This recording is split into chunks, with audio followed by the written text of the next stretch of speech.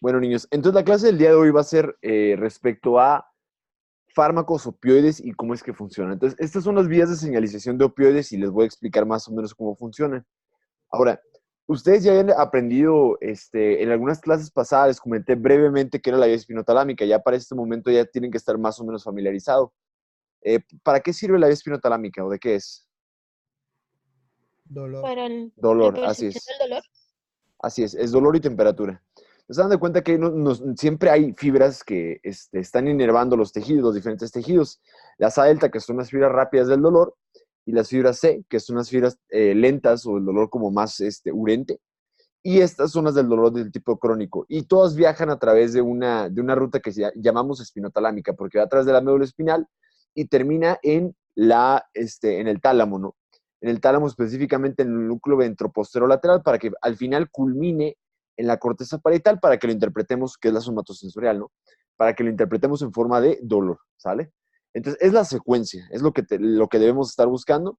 Ahora, durante el trayecto de su ascenso, ¿sí? Durante el trayecto de su ascenso, a la altura del mesencéfalo, hagan de cuenta que muchas fibras pasan, de hecho, como más o menos como por esta altura, pero pasan muy cerca de este acueducto, que es el acueducto de Cilio, que normalmente está comunicando el tercero con el cuarto ventrículo que está en la base de la protuberancia y entre el cerebelo. Ay, perdón, este era por acá, disculpe. Ahí es que, ¿saben qué? Mi problema fue que hice el cerebelo muy chaparrito. Denme un segundo. Ahí está. Es que en realidad está más que nada en la protuberancia, no en el mesencéfalo, lo siento. Mavear. Bueno, volviendo a la idea. Entonces, hagan de cuenta que pues por acá se encontraría nuestra protuberancia y la idea es que conforme va subiendo por acá, sube, sube, sube, sube, y ya que llega al mesencéfalo, alrededor del acueducto de Cilio, que les repito, conecta el tercer ventrículo con el cuarto ventrículo que está detrás de la protuberancia, alrededor, ¿sí? Salen algunas fibras del tracto espinotalámico para estimular un conjunto de somas neuronales que se llama sustancia gris periacueductal. Se llama sustancia gris periacueductal porque está a la periferia del acueducto de Cilio, es decir, está circundante a nuestra comunicación con ambos ventrículos. Entonces, en inglés le llaman sustancia gris periaqueductal gray matter. Entonces, se habría como PAG. ¿Qué es esto? PAG. Ahora, ¿por qué les estoy mencionando esto? Porque, ahora, este no es el único sitio donde la vía espinotalámica estimula, sin embargo, para fines de esta clase sí es de los más importantes. Porque dan de cuenta que gracias a esto, la sustancia gris periacueductal es de los principales sitios que tenemos en el cuerpo de producción de endorfinas o encefalinas. ¿Sale? Bueno, en realidad aquí se llaman encefalinas. Ahora, las encefalinas, niños, son maravillosos porque dan de cuenta que son analgésicos naturales. De hecho, solamente para que sepan, están de acuerdo que la nicotina del cigarro puede estimular los receptores nicotínicos de acetilcolina, ¿verdad? Mm. Que, por ejemplo, la muscarina de los hongos puede estimular los receptores muscarínicos de acetilcolina, ¿no? Y así nos podemos ir con muchas sustancias. Las receptores opioides, que son estimulados por una sustancia endógena, que es la morfina, nuestra sustancia producida de manera fisiológica es la encefalina. Es decir, es nuestra morfina natural cuando algo nos duele. Entonces, las encefalinas son nuestros opioides. Entonces, de hecho, han llegado a sentir tanto, pero tan, bueno, no sé si les ha pasado, pero han llegado a sentir tanto, pero tanto dolor que a veces no se siente. De hecho, muchas personas inclusive reportan que, por ejemplo, en accidentes de maquila o algo así, cuando de repente están en una máquina moviéndole y le amputaron un dedo, solamente sintieron el golpe, pero no les duele nada. Ahora, la intención de esto es que hay momentos cuando el dolor es tan, pero tan grande y esta vía se estimula tanto que la estimulación como tal de las encefalinas es tan incrementada o tan aumentada que básicamente corta la vía espinotalámica en dos puntos. Desde el mesencéfalo para que no llegue a la corteza, bueno, que no llegue al tálamo ni a la corteza, y al mismo sitio en el primer relevo de la vía espinotalámica que se llama sustancia gelatinosa que está en la lámina de Rexed del 1 hasta el 3. Algunos autores solamente dicen 2 y 3. Pero básicamente está en las astas dorsales, ¿no? Entonces, lo maravilloso de esto es que te dice, oye, pues, ¿sabes qué? La encefalina es nuestro opioide natural. Entonces, esa es la relevancia que cobra esto, que la sustancia gris periaqueductal es de los primeros relevos que tenemos que corta la estimulación del tálamo y corteza, así como a nivel de la médula espinal, el estímulo doloroso. Ahora, entonces ya tienen que saber para este momento entonces que la encefalina significa que es un opioide. Es un opioide. Excelente. Ahora, solamente nos falta descubrir, pues, cómo es que funcionan los opioides, porque es muy relevante porque, por ejemplo, ¿cómo funciona el receptor de GABA A?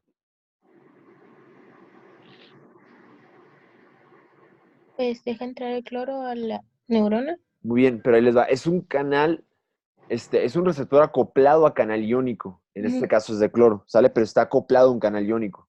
Es muy similar al receptor nicotínico de acetilcolina en ese sentido porque también está pegado a un canal iónico. No estimula un canal iónico, sino que bueno, más bien es como parte del mismo receptor, ¿no? Entonces, básicamente lo que sucede aquí es prácticamente lo mismo. Vamos a mencionar ahora esto va a ser un soma neuronal, ¿sí? Soma neuronal. Y hagan de cuenta que aquí va a haber varias partes. Vamos a decir que y para los receptores opioides tenemos muchos tipos. Tenemos el kappa, el mu, sí, hay varios. Entonces, yo les voy a mencionar el más importante o el único que, por lo menos para fines de su examen, tienen que saber que es el más abundante, que es el receptor mu. Está hecho como con una M como medio extraña y una U. Mu. El receptor del tipo mu, hagan de cuenta que entonces puede ser estimulado por la encefalina, que vamos a decir que es ese triangulito que está por acá. Ese triangulito que está por acá puede unirse al receptor mu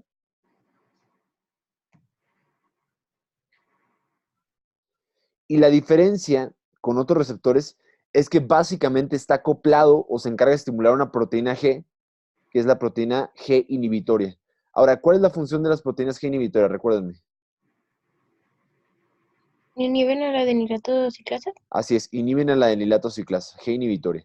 Entonces lo que hacen es que ejercen un efecto inhibitorio sobre la adenilato ciclasa, que por consecuente, ¿qué le pasa a la cantidad de AMP cíclico? Disminuye.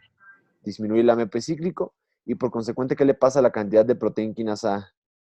Disminuye. Así es. Entonces, ¿qué le pasa al grado de fosforilación que vamos a provocar? Disminuye también. Disminuye también.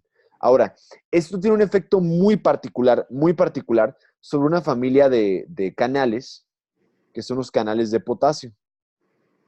De hecho, algunos son inclusive los rectificadores que vimos en las clases de fisiología. Claro. Entonces, hagan de cuenta que lo que sucede es que la idea es que cuando el canal de potasio no tiene el grupo fosfato, voy a poner aquí el fosfato solamente para tacharlo, cuando no tiene el grupo fosfato, potencia la salida de iones de potasio hacia el exterior. Entonces, ¿qué le pasa a la carga intracelular o al potencial de membrana? Se hace negativo. Se hace Más negativo, así negativo. es. O sea, dense cuenta que esta es otra forma por la que podemos hiperpolarizar una célula, no solamente mediante GABA, ¿no? Esa es otra manera en la que podemos, de hecho, así mismo como les estoy explicando, así es como también funciona el receptor de GABA B. Que Mm. recuérdenme, ¿cuál es el fármaco que estimula el GABA B? El único que les expliqué que hace esto. Relajante muscular, que empieza con B de burro, y luego una A, y luego un baclo, una F, y una E. Baclofeno. Bueno, es el baclofeno. Entonces, esta es la secuencia, ¿no? Muy importante. ¿Dudas hasta aquí? No. Es el mecanismo general de los opioides, ¿para qué sirven? Entonces, hagan de cuenta que eh, tenemos sustancias que utilizamos mucho en la Segunda Guerra Mundial, que era la morfina, que por ejemplo, cuando tenían a un soldado que estaba muy mal herido, le daban la morfina, prácticamente cortaban la vía del dolor, no significa que no tengan daño tisular, no sigue existiendo el daño, solamente que no lo percibe. Y ese es lo más relevante respecto a estos opioides. Entonces sí es maravilloso cómo el cuerpo nos puede curar inclusive cuando algo nos duele, ¿no? O para evitar más bien que nos duele.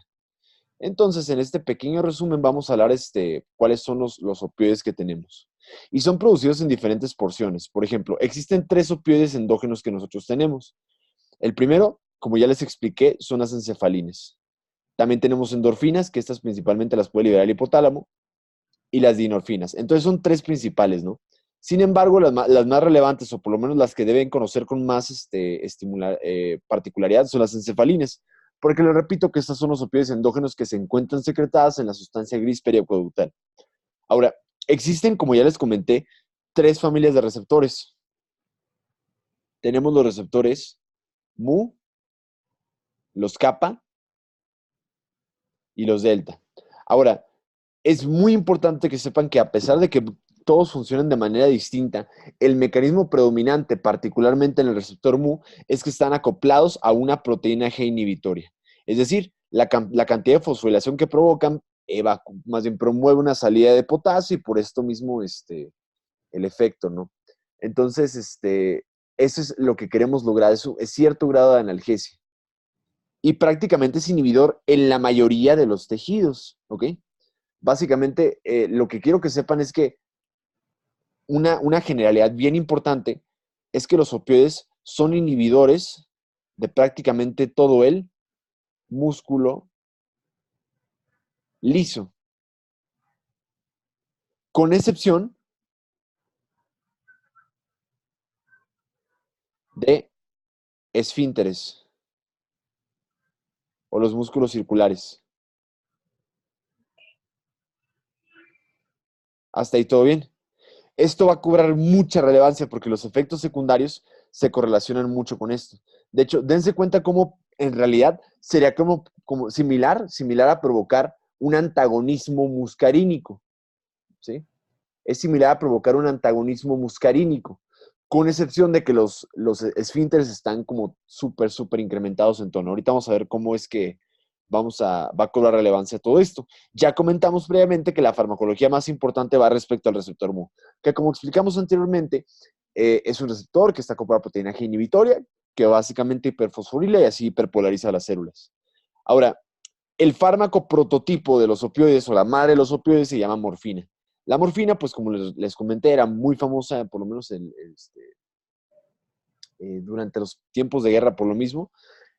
Hay veces que de hecho parte de las ramas de la medicina, por ejemplo, la algología o la medicina del dolor o la medicina paliativa se encarga gracias a la morfina, pues apoyar a los pacientes en las últimas etapas de su vida, ¿no? Entonces, lo utilizamos comúnmente en etapas clínicas, sí, de cánceres avanzados, de algunas enfermedades intratables, de dolor neuropático que no cede con ningún otro tipo de analgésicos.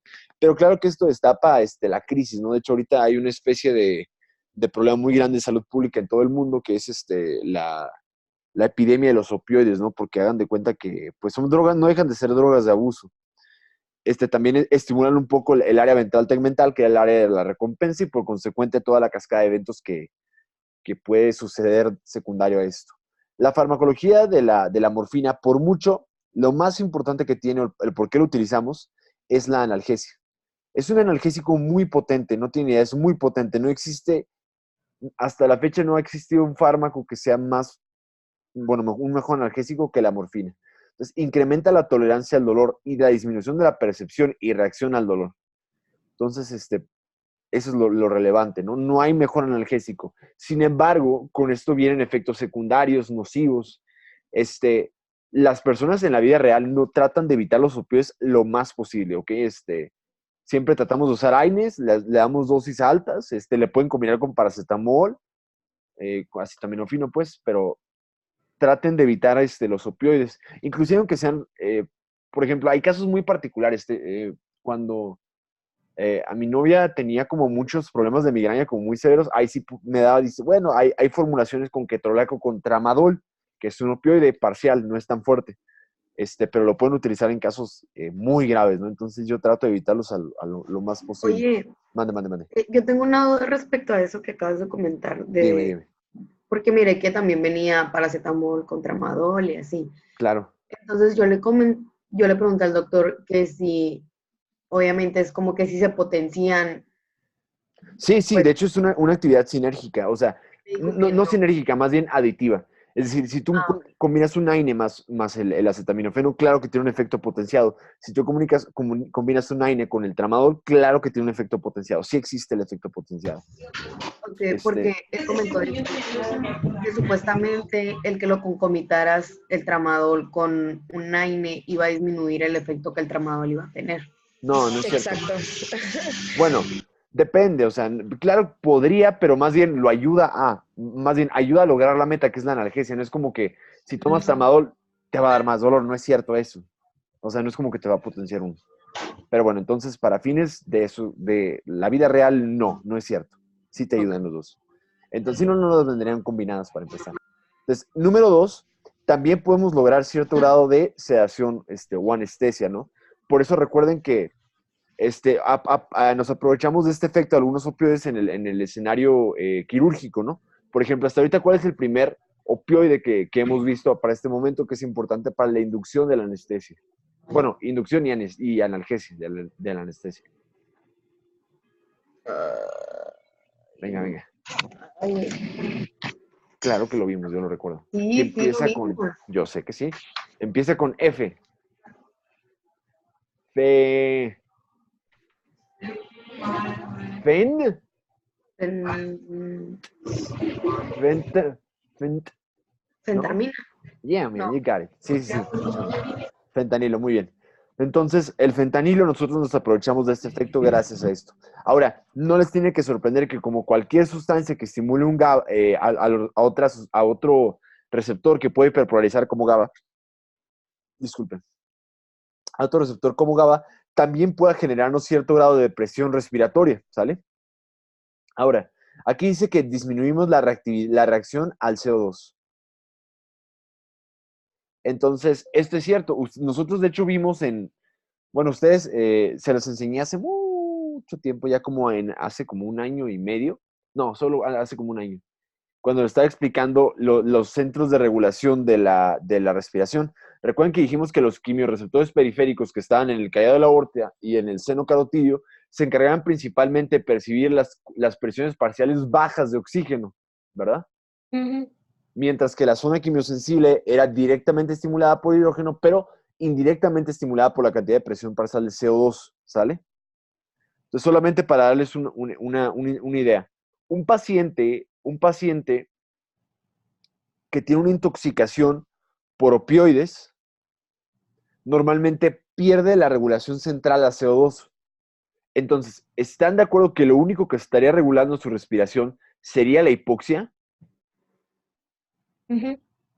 En esos casos, en esos pacientes normalmente, y esto es como un mensaje importante, no le debemos dar oxígeno a un paciente que sabemos que estuvo intoxicado con CO2 debido a que prácticamente puedes quitarle el único automatismo del que depende. ¿Saben cómo? Pues eso es muy Ujú. importante. Entonces, más bien en esos escenarios le damos naloxona. ¿Qué es la naloxona? Es el antídoto. Es un opioide también, ¿no? Bueno, es un antídoto, sí, pero es un antagonista del Ujú. receptor mu, ¿sale? Es un antagonista de los opioides. Entonces, en este caso, pues va a ser la famosísima naloxona. Este, Oye, los, sí, perdón, el documento que había 5. 5 naloxonas. No, era 5 antídotos, o sea, que eran 5 antídotos, ajá.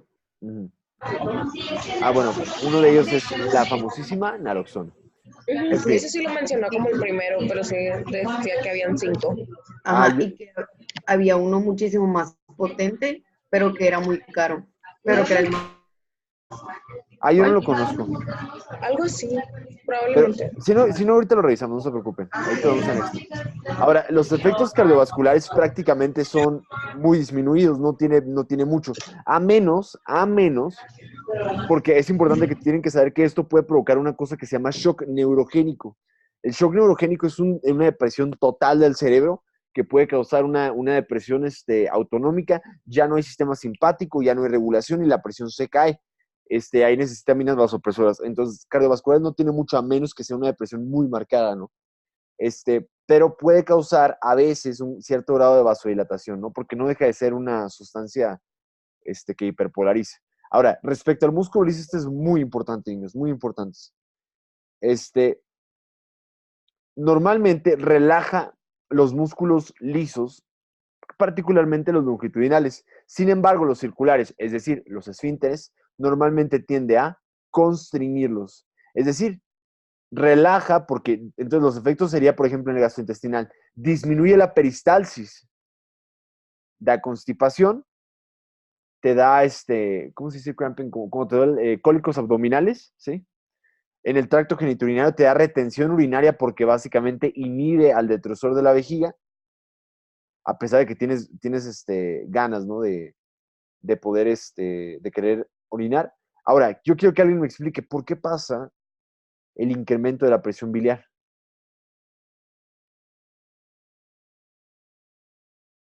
Que a veces puede evocar episodios de colecistitis en pacientes que ya tienen colelitiasis. Colelitiasis. Así es. Es porque se contrae la vesícula, ¿no? No tanto bueno, se puede la vesícula, pero ahí les va. De hecho, inclusive puede desatar episodios de pancreatitis.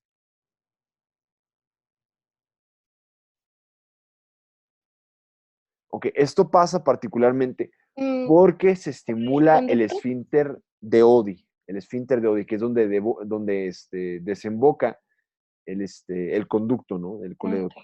Entonces, básicamente, si tú constriñes eso todo hacia atrás, incluido el páncreas, puede producirse, en caso de que haya algún lito por ahí en el colédoco, pudiera provocar un episodio de pancreatitis, pudiera provocar una coledocolitiasis, colelitiasis, ¿sí? No, colecistitis, perdón. Entonces, por eso es peligroso. Colecistitis. Sí, o ya una inflamación per se porque ya hay una obliteración, ¿no? Pero también causa una miosis de las pupilas. ¿Qué es miosis, niños? ¿Qué es miosis? Contracción de las pupilas. Claro, pero ahí les va. De hecho, le dicen pinpoint pupils, que Ujú. son básicamente súper, súper chiquitas. De hecho, no existe otra sustancia que te haga las pupilas tan, pero tan pequeñas como lo pueden hacer los opioides. Inclusive con intoxicación, porque de hecho casi todos los fármacos, por ejemplo, la cocaína estimula norepinefrina, las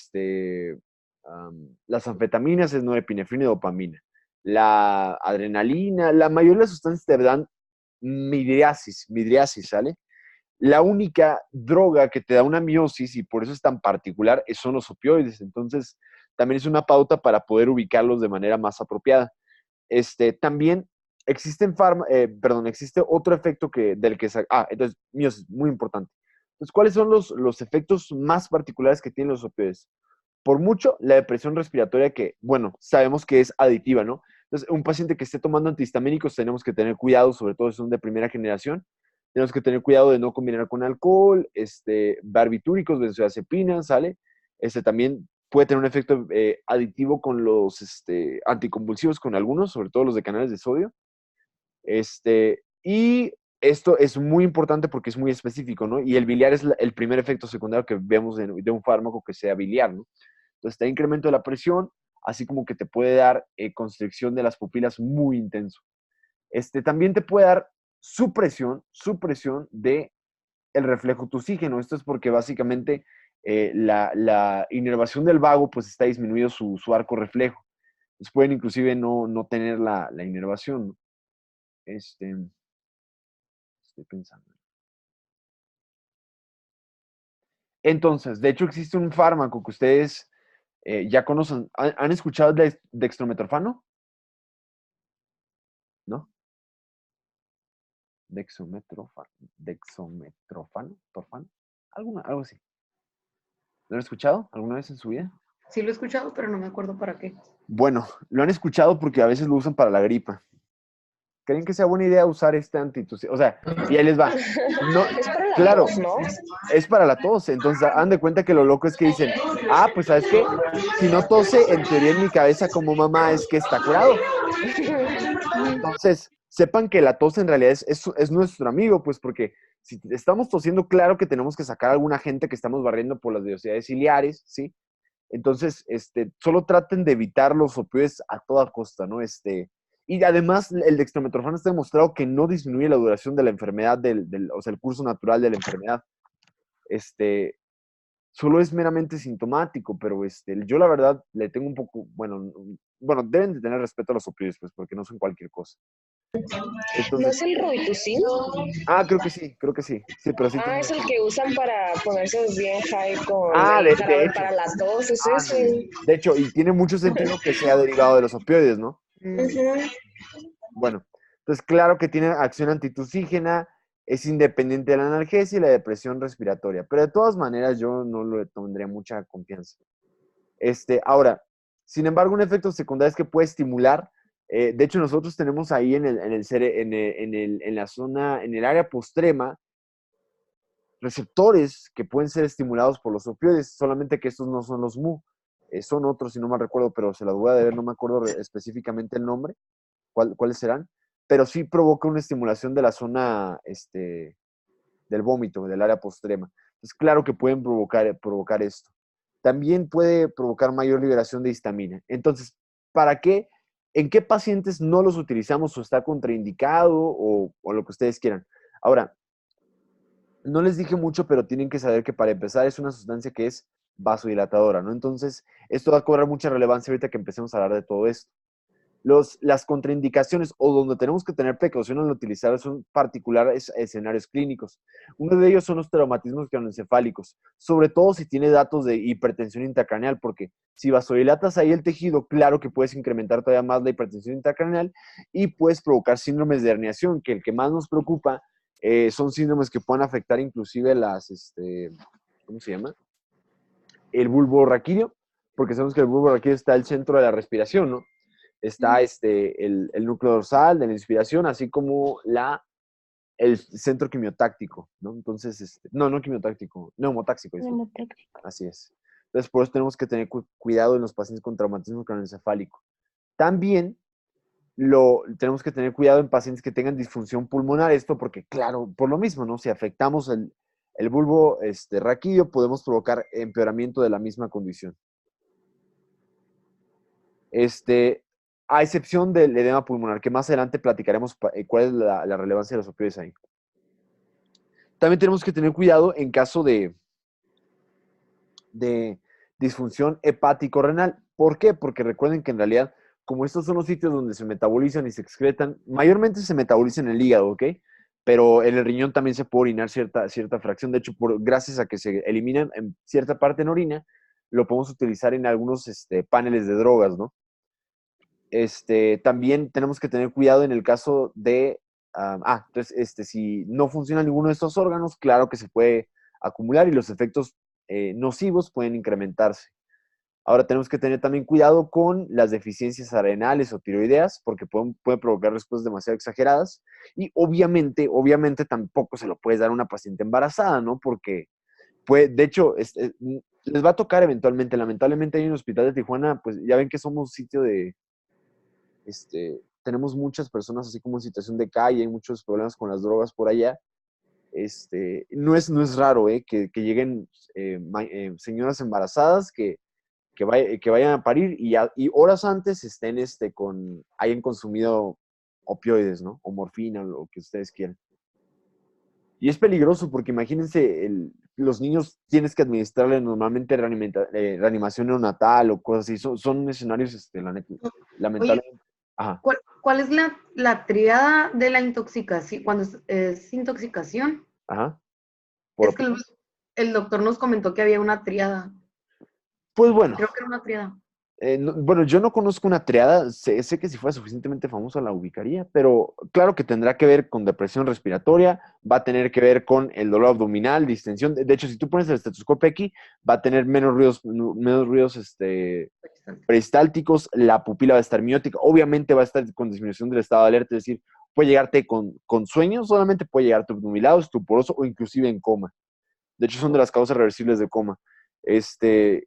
Um, Eso yo creo que sería lo más importante de la triada, pero de nuevo, si conocen cómo funciona el fármaco, no van a tener problemas deduciendo los efectos secundarios. Pero sí, se los voy a deber, niños, no recuerdo una triada. Ahora, el único que es parcialmente seguro en el caso de la embarazo es la meperidina. Esto porque no inhibe las contracciones uterinas. Y la tasa de como tal de depresión respiratoria es un poco menos, pero bueno, no deja de ser algo de cuidado, ¿no? Muy bien, niños, con esta mini introducción de los mecanismos de acción de los opioides, ¿les quedó dudas? No. Ay, man. Entonces, ahora vamos a empezar con la madre de todos los opioides, ¿no? Que es el famosísimo, único e inigualable. ¿Dónde está? Ah, bueno, de hecho ya estamos explicando farmacología de la morfina, lo siento, me andé. Sí, lo siento. Volviendo para acá.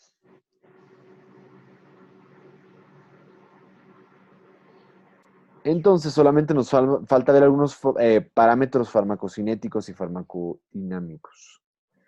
Entonces, solamente para terminar con respecto a nuestro fármaco de la morfina, algunos datos importantes de esta es que normalmente la morfina sufre glucurodenación. ¿Dónde pasa esto? ¿En qué órgano? En el hígado. En el hígado, ¿no? Entonces, en cierta parte también necesitamos a que sea metabolizado en el hígado. De hecho, la porción activa del fármaco se llama morfina 6-glucuronido.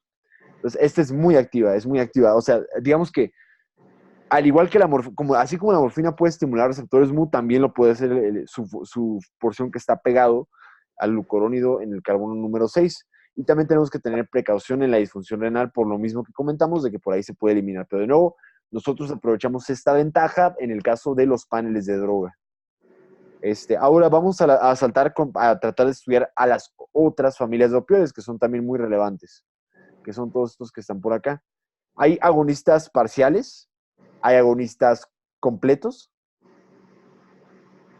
y hay antagonistas. Vamos a ver para qué nos sirven. Entonces, están los agonistas completos, ¿no? Que dijimos que, por ejemplo, si yo tuviera una especie de diagrama aquí pequeño, donde aquí yo quiero alcanzar dosis y acá efecto, vamos a decir que yo le doy un agonista completo, haría básicamente esta curva, ¿sale? Pero si yo no tuviera la estimulación del receptor, sería, por ejemplo, esta. ¿Están de acuerdo? Pero si yo le doy un agonista parcial, haría esto. Es decir, se pega al receptor, pero no tiene la misma potencia, ¿sale? O el mismo, más bien, no potencia, más bien la misma eficacia de ejercer el efecto biológico. Entonces, en teoría, nosotros aprovechamos estos agonistas parciales, como veremos más adelante, por ejemplo, para la terapia, en caso de que quieras quitarle la adicción a algún paciente con alguna dependencia a la morfina, ¿sale? O también, si está intoxicado con esta, a veces se prefiere tratar de suplantar el fármaco con otro opioide, que es un agonista completo, porque el efecto biológico es menos y obviamente los efectos secundarios también son menos. Ahora, ¿cuáles son los agonistas completos? Es decir, la cúspide de los efectos secundarios. En este caso son el grupo de fármacos que se encuentran arriba. Está la codeína, la metadona y la meperidina. Entonces vamos a empezar con la meperidina. La meperidina, además de tener los efectos de opioides del receptor mu, también puede provocar efectos antimuscarínicos. Entonces, si se dan cuenta, mientras un opioide está provocando miosis, la miosis también está siendo provocada por el receptor, por el receptor muscarínico, no en el músculo circular. Entonces, hagan de cuenta que al mismo tiempo que un opioide está constriñendo, este mismo opioide está dilatando porque es un antimuscarínico. Entonces, el efecto neto es que no hay miosis, no hay miosis. Entonces, es muy importante esto porque, de hecho, no vemos muchos opioides que puedan hacer eso. Es prácticamente el único. También dijimos que no tienen efectos cardiovasculares en realidad, pero dense cuenta que por la capacidad antimuscarínica que tiene, puede provocar taquicardia, ¿sale? También tenemos efectos gastrointestinales, no nos tiene que sorprender. No hay el espasmo, ¿sale? No hay el espasmo, es decir, básicamente mientras uno le deprime, el otro le está incrementando. Entonces no tenemos efectos biológicos en el tracto gastrointestinal. Inclusive los ruidos peristálticos se pueden escuchar totalmente normales, ¿no? Así como geniturinarios y en la vesícula biliar. Este fármaco se metaboliza normalmente, pues ya sabemos, ¿no? Como es en el hígado, la familia de enzimas que se llama citocromo P450 a el fármaco que es la normeperidina, que es, digamos, un metabolito después de que entra el citocromo P450. Interesantemente, la normeperidina además tiene tiene capacidad de poder ser un inhibidor de la recaptación de serotonina. Por ejemplo, ¿qué fármacos vimos que dijimos que tenían esta actividad? ¿Cómo? Fármacos que vimos el día de ayer que también son inhibidores de la recaptación selectivos de serotonina. Fluoxetina, Fluoxetina, paroxetina, fluoxamina. muy bien. Todos esos. Muy bien, niños. Entonces, también tenemos que tener cuidado porque la normeperidina, bueno, también que viene la meperidina, puede causar síndrome serotoninérgico. De hecho, este era el único fármaco que le estaba comentando ayer, pero no lo mencioné mucho porque faltaba ver farmacología de opioides, ¿no? Que es lo que estamos viendo ahorita. Entonces tenemos que tener mucho cuidado. Entonces, hasta ahorita, ¿cuáles son los fármacos que pueden causar el síndrome serotoninérgico? Ejemplos. Síndrome Los inhibidores de la MAO. de la MAO, por ejemplo. Mm, Bueno, no, mejor vamos luego. Los inhibidores de la MAO, ¿cuál más? Los de la recaptura de La serotonina. recaptura de serotonina. Otros antidepresivos, ¿cuáles son? Los tricíclicos. Los tricíclicos, muy bien. Esos son algunos de los fármacos que vimos el día de ayer, ¿no? Todo esto es muy relevante. Ahora estamos viendo que también la meperidina, a pesar de que no es un fármaco inhibidor de la recaptación de serotonina, pues puede funcionar como una vez que es metabolizado por el caso del citocromo P450, ¿no? Entonces, la metadona la utilizamos como terapia de mantenimiento en un paciente que es dependiente a los opioides, ¿no? También la codeína lo pueden utilizar, de hecho también es como el primo del dextrometorfano, porque también está, o sea, en Estados Unidos utilizan más la codeína y nosotros aquí en México utilizamos más el dextrometorfano. Pero también prácticamente lo utilizamos para lo mismo, que es la supresión de la tos, analgesia, y a veces se puede combinar con los AINES. Básicamente nuestro ejemplo acá ya no sería codeína, acá usamos el tramadol más comúnmente, solamente que es un agonista parcial el tramadol, a diferencia de la codeína. Otro agonista parcial se llama buprenorfina. Es el primer agonista parcial que tenemos, que básicamente es este que se encuentra por acá. Es peligroso porque puede provocar el síndrome ¿cómo llaman? Síndrome de abstinencia, ¿sale? Más adelante veremos qué es lo que hace, pero por ejemplo, básicamente cualquier fármaco con el que estés sometido por mucho tiempo te puede dar cierto grado de síndrome de abstinencia, ¿no? Por ejemplo, en el caso del café te da la cefalea famosa, ¿no? En el caso de que tú disminuyes el alcohol, puedes tener temblor, o está el escenario más trágico, ¿no? Que es el delirium tremens, ¿no? Pero bueno, es solamente para esquematizarles algunos ejemplos. Tenemos otra familia de fármacos diferentes a los agonistas parciales, que son agonistas y antagonistas al mismo tiempo. Son extraños, de hecho yo no me ha tocado verlos nunca. Se llaman la nalbufina, así como la pentazocina. Sé que sí los usan en el escenario quirúrgico, solamente que a mí no me ha tocado verlos. Estos son importantes porque todos los que hemos visto hasta este momento son principalmente agonistas de mu. Son agonistas de mu. Sin embargo, la nalbufina y la pentazocina son agonistas kappa, pero son antagonistas mu. Entonces, se dan de cuenta que si tú le das un antagonista mu, la idea es que en un paciente que tiene dependencia del opioide, puedes causarle un síndrome de precipitación, de abstinencia, porque es como si su cuerpo pensara que para empezar no le está llegando el opioide, y claro que puede tener los síntomas asociados a la abstinencia, ¿no? Y en este caso lo utilizamos prácticamente para la analgesia de medio espinal, es decir, un bloqueo, ¿sí? Así como puede provocar disforia. Entonces, es la familia de medicamentos muy únicos. De hecho, a mí normalmente como que eso era lo que se me hacían un poquito más extraños porque pues se me hacía muy difícil pensar que en diferentes receptores, a pesar de que son opioides, pueden hacer efectos distintos. Ahora, tenemos otra familia que son los antagonistas, que básicamente son los antídotos, ¿no? El más importante de todos, por mucho que se utiliza en México, en Estados Unidos, en todas partes, es la naloxona. La naloxona hasta ahorita es el mejor fármaco que tenemos y el más utilizado a nivel global, que utilizamos para revertir la intoxicación o depresión respiratoria causada por la familia de los opioides. ¿Sale? Entonces es importante que sepan que puede causar la depresión respiratoria. Ahora, tenemos otra familia de fármacos, como por ejemplo la naltrexona, que también este es un poquito más leve en el sentido de que lo tenemos en vía oral, si no tenemos que canalizar al paciente para administrárselo. disminuyan como tal que busquen alcohol los pacientes. Eso es porque recuerden, la idea es que si tú tratas de disminuir las sensaciones de placer, inclusive por eso lo puedes utilizar, porque digamos que a pesar, y lo hacen en terapia concomitante con algunos parches, por ejemplo, si un paciente está tomando alcohol, pues, y le dan además la naltrexona, pues digamos que como disminuye el efecto de la vía del placer, ¿sí? De la mesolímbica, de la área ventral tegmental, entonces, como se combinan ambos efectos, pues es como tienes la droga, pero no tienes ningún beneficio del placer. Claro que en momentos, pues, lo eliminas. Finalmente tenemos por acá la metilnaltrexona, pero también lo utilizamos para tratar la constipación inducida por opioides. Es importante que sepan que este es más hidrosoluble. Como es más hidrosoluble, es un poquito más polar. Significa que no es tan lipofílico y no puede atravesar membranas, entre ellas la barrera hematoencefálica. De hecho, es el único fármaco que tenemos que, además, a pesar de ser un opioide, no es lipofílico, no es tan lipofílico. Entonces, significará que tendrá mejor eliminación renal a diferencia de los otros hermanitos que tiene. ¿Sale? Pablo, una duda.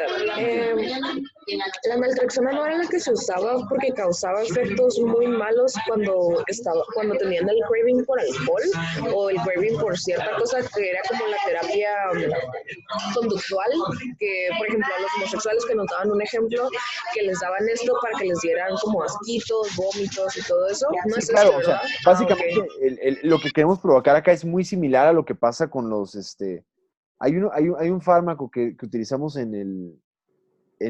con los alcohólicos que creo que es el fomepisol, no me acuerdo si es el fomepisol, pero hagan de cuenta que lo que hace ese fármaco es que eleva las concentraciones de acetaldehído. Entonces, hagan de cuenta que tienen el efecto de que, pues, o sea, la cruda, la sensación de malestar, la tiene más potenciada. Básicamente lo que queremos lograr es lo mismo con la naltrexona. Es decir, que la sensación de placer desaparezca, ¿no? Por eso es que te dicen que es un antagonista para evitar el placer, ¿sí? Que te pudiera provocar el opioide, ¿sale?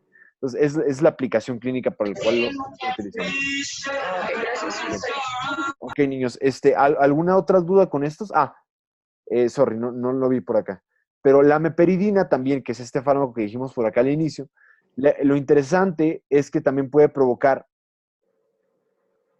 crisis epilépticas. Ahora, es importante que sepan que las crisis epilépticas no pueden ser tratadas con antagonistas de opioides y normalmente tenemos que darle extrañamente benzodiazepinas. Pero bueno, sepan que pues las benzodiazepinas lo utilizamos para casos de epilepsias muy severas, ¿no? Como es el caso del status epilépticus, que se define como una epilepsia de más de 5 minutos. Pero en este es el único caso en el que no utilizamos los opioides, sino que antagonistas, perdón, y preferimos las benzodiazepinas. ¿Sale, niños? ¿Dudas con esta primera parte? No. Why, man? Let's get it. Oye, para Te escucho. el dolor por pancreatitis, ¿usan la meperidina? Fíjate que, o sea, en la práctica real, te digo, por el riesgo que tenemos de provocar cierto grado de constricción del esfínter de Oddi y que se precipite más una pancreatitis, preferimos los AINES. Okay. Ahora, ¿que se puede utilizar? Claro que se puede utilizar, solamente que no es tan recomendado. De hecho, en ninguna guía clínica me ha tocado ver que en caso de pancreatitis le tenemos que dar un opioide. De hecho, en algunos incluso están contraindicados porque pero la meperidina en teoría debería ser un poco menos, ¿no? Por la cuestión de... Sí, es que este güey nos dijo que eran 4. Uh-huh. O sea, sé que se pueden utilizar, no digo que no, solo que no creo que no es la terapia de elección, pues, para dolor. Ahora, los efectos secundarios de los analgesia con opioides, pues vamos a mencionarlos por acá. La toxicidad aguda es lo que te da la triada clásica. Al parecer es esta, lo siento. Sí. Oye, pero sí es lo que vimos. O sea, en realidad no es como que tienen que, si no ya lo pueden deducir para este momento. Claro que te da las pupilas en forma de puntito, así chiquitas. Claro que te dan cierto grado de presión respiratoria, nada que no sepan, así como el estado de coma. El coma, recuerden que es una disminución, no una disminución, una falta total de respuesta a estímulos externos. Es decir, tú tocas al paciente, no se mueve. Tú le hablas al paciente, no se mueve. Abres los ojos del paciente y ni siquiera te están girando hacia ninguna parte y no responden a ningún estímulo. Entonces, la triada aguda de la toxicidad por opioides son las pupilas en forma de puntitos debido a la constricción de los músculos circulares, la depresión respiratoria y el estado de coma. ¿Cómo se maneja la terapia aguda? Primeramente de soporte, es decir, tratas todos los problemas que pudiera tener, ¿no? Entonces, por ejemplo, si tiene depresión respiratoria y tiene insuficiencia respiratoria, pues muy probablemente lo tengas que intubar. Al mismo tiempo tienes que darle naloxona intravenosa, que les repito, hasta ahorita es el único fármaco que tengo en mi conocimiento que utilizamos en el escenario hospitalario, ¿sale? Pero claro que hay más, solamente que pues es el que más utilizamos, por lo menos en México, y yo creo que es el que les debieron haber enseñado. Y para finalizar nuestra mini resumencito de opioides, claro que existe totalmente el riesgo de la dependencia, ¿no? Porque no deja de ser un fármaco de abuso los opioides.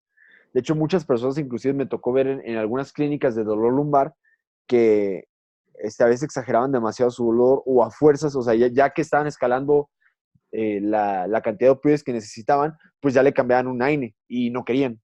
O sea, entonces es un problema como real.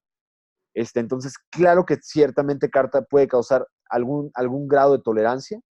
Entonces, recuerden que con tolerancia me refiero a que puede también provocar desensitización de esto. Es decir, la cantidad de receptores disponibles para MU puede disminuirse hasta cierto grado. Entonces, puede ocurrir tolerancia para todo, con excepción de la miosis y la constipación. Esto es importante porque no importa qué tanto años esté utilizando algún drogo, ¿sí? No importa cuántos años esté utilizando los opioides, siempre vamos a ver, por ejemplo, si hay urgencias, así como estaba como a todos, y no sabes qué tiene, de todas maneras va a tener las pupilas supermióticas, ¿sale? A diferencia de otras, Entonces, es bueno que no existe este grado de tolerancia, por lo menos respecto a esto, ¿no? Porque podemos ubicar, por lo menos, pistas clínicas, ¿no? Entonces, claro que tenemos el riesgo de que pueda provocar dependencia, tanto física como psicológica, y ahora lo que nos falta es ver qué es el síndrome de abstinencia, ¿no? ¿Qué es el síndrome de abstinencia? Entonces, los síndromes de abstinencia son muy particulares y específicos para cada sustancia. Para benzodiazepinas tiene uno, para alcoholes es otro, para el café es otro, pero la intención es esto. Normalmente, si una sustancia es depresora, los efectos de la abstinencia son totalmente lo opuesto, es decir, una hiperexcitabilidad de algo. Entonces, por ejemplo,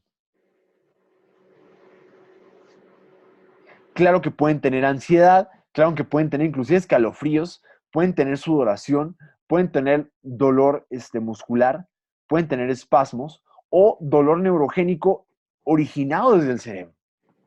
Y obviamente un AINE no va a tener efecto ahí, obviamente el paracetamol no va a tener efecto ahí, pero bueno, siempre va a tener, o sea, va a ser un paciente, no está tan difícil el escenario porque un paciente que está así por lo regular ya tiene antecedentes de ser de toxicomanías muy severo, pues, o sea, para que llegue a este grado, ¿no? Otros secundarios pueden ser el caso de que puedan tener lagrimación, rinorrea, salivación. Esto es particularmente cierto con algunos, como la meperidina. La meperidina, como dijimos que tiene antagonismo muscarínico, pues lo opuesto de esto sería el exceso de lagrimación, el exceso de rinorrea, sí, o sea, pero también lo pudieran provocar, ¿no?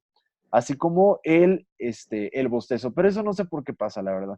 Y según yo hasta este momento no he encontrado una explicación lógica del por qué pasa esto, pero esto es muy importante, ¿no? Entonces, ¿cómo tratamos el